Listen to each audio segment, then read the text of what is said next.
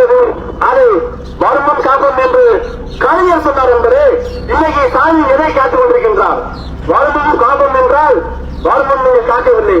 சரி, வந்த பின் காத்திருந்தால் வந்த பின் காக்கவில்லை. தொடர்ந்து இதோட 14வது உபச்சாரங்களை 25 பேர் 12 பேர் தாய்மார்கள் 18 தாய்மார்கள் பட்டாசு கறி இருக்கார்கள். இந்த அரசு என்ன செய்ய கொண்டிருக்கிறது? அரசு சார்பில் தற்போது தேர்தல் விதிமுறை நடந்தால் கூட அந்த மக்களுக்கு உரிய நிவாரணம் வழங்குகிறார் என்பது தேர்தல் விதிமுறை என்பது. ஆனால் இந்த நிர்வாகம் அவங்களுக்கு என்ன பதிவு செய்கிறது? மக்கள் உள்ள போட்டு போராடி கொண்டிருக்கிறார்கள். அன்றாட வாழ்க்கைகளில் போராடக்கூடிய மக்கள் தினசரி அந்த மிகப்பெரிய விதிமுறை நடந்து கொண்டிருக்கிறது.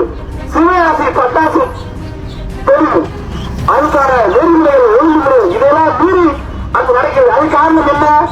அங்குடைய தொழில்துறை அமைச்சர் என்ன செய்து கொண்டிருக்கின்றார்? எல்லா துறையிலும்